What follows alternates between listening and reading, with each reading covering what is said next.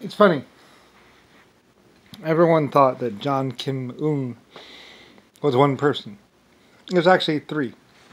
A girl named Kim, a guy named John, and Un, this other guy. Three movers and shakers. Actually, they're just college kids and students that were trying to make a difference. Maybe John McCain, I don't know. John McCain was very much a psychopath. I'm not really sure. But basically, they all got killed and raped. I'm not really sure. They might have been bad people. But John Kim Un was actually, well, there was this one leader in North Korea, or in Korea. That was a great monumental man. And he was a great person. But there was also John Kim Un, which was actually three people. This girl named Kim, which was a sexy whatever. I think it was John McCain, and Un was, I don't know, some other person. John McCain was a psychopath. Anyway, I think it was aliases for basically what Kennedy, the USAF people, basically bad people, but pretty much they were using and the black people that were running around. Anyway though, but there was one great person in China. Basically what's his name? The larger kid. I don't know how he got large like that, but his dad, or whatever. Well, his dad was fat too, I think, and he was a bad guy. There's one bad guy Chinese, with one fat guy that was bad, really bad, and he died. But then this other guy was really good, and he embraced Western ways, and they had a nice big farm and all that kinds of stuff. And it gets all weird, and it's all about a bunch of cover-ups and stuff like that. But they made a lot of farms, and we did some research and stuff. And the first Pepsi bottling plant was in Korea, basically.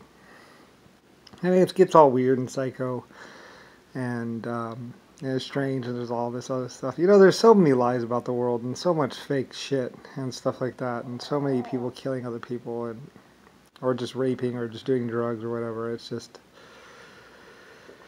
if you know the truth, and if you actually seen the real history, it's just like, forget it. Just a bunch of people, like I said, going into one place, raping, killing, and forcing people at gunpoint to work, and another place they're making money and trying to pretend like they're United States senators and such great people, and that they need money and stuff to be, or whatever. Yeah, basically they were using North Korea to make a lot of stuff for basically United States or something like that. The USAF people. And they had different factories around the world, and basically they just gone in, killed everyone there, and then put a bunch of people working there. And they had basically just killed a lot of Germans, a lot of people from Germany, to basically put a bunch of other people there to basically make the stuff for them. And the people who made the stuff for them didn't really know what had happened in the factory just months or years beforehand, where they had walked in and basically killed everyone there. So, anyway, and that's how you get John McCain, Richard Nixon, and what is JFK. Basically, well, a lot of people thought that the world was a nice, friendly place. No, it depends on where you were and when you were there. Lots of people found out the hard way that pretty much there were people with these combat suits on that were almost unkillable unless you had a 50 caliber or 30 millimeter cannon, in which case you could actually kill them. But otherwise, they were pretty much untouchable, and basically in armored suits, and would just go around shooting people and exchanging their bullets. But eventually, a 50 cal with a parabolic, I think it might be like straight on. I think that's what it is. Straight on, you couldn't pierce the armor. But if you did a parabolic arc and transferred the energy up and then down or something, I don't know. Like that's right. There's this optimum parabolic arc for bullets, where if you shoot like this, if you shoot like this, you actually get more energy, or a different kind of.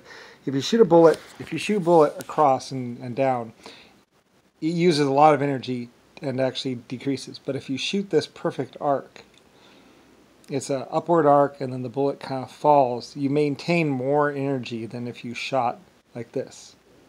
Like, believe it or not, it's true.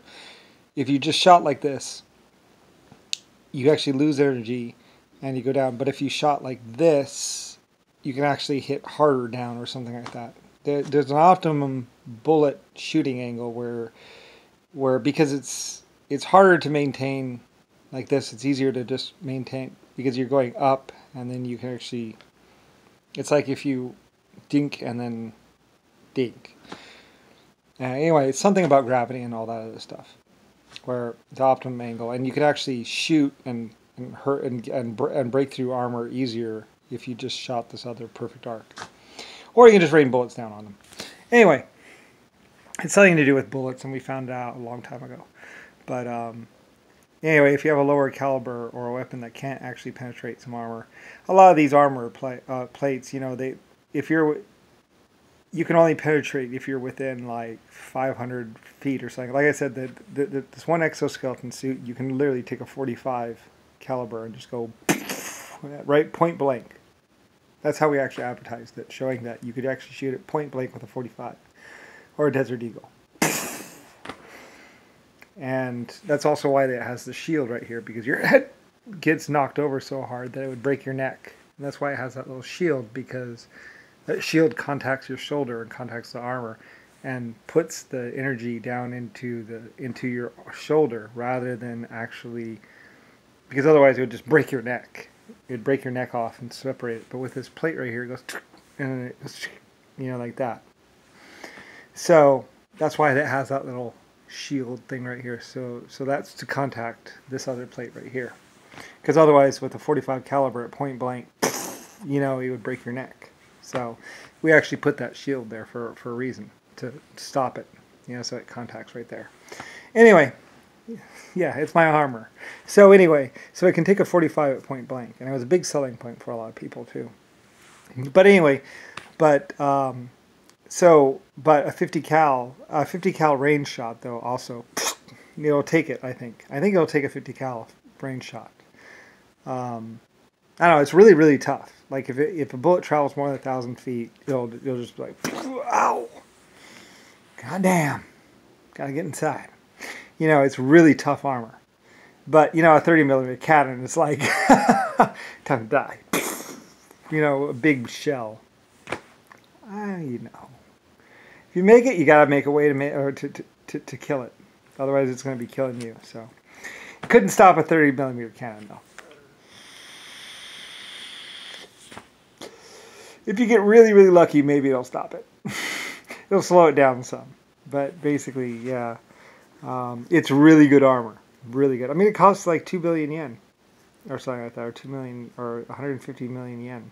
They spent forever on it. It was out in like probably 1920, 19 something or other. Anyway, I know everything there is to know about it. Because I paid for it. I designed it.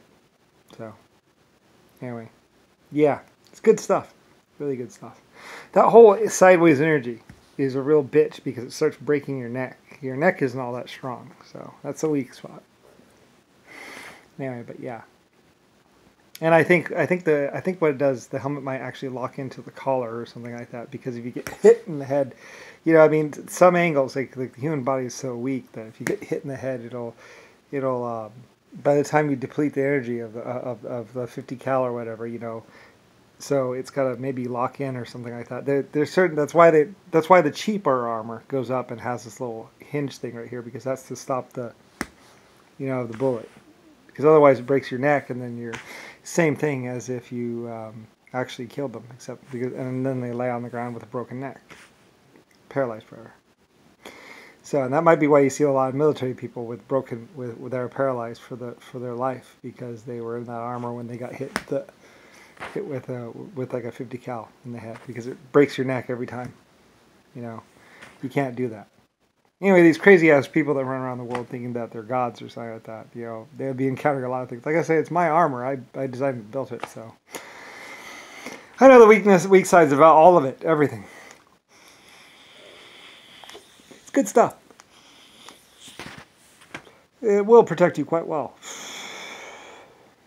But, I mean, you know, 30 millimeter cannon, and I'll go through just about anything.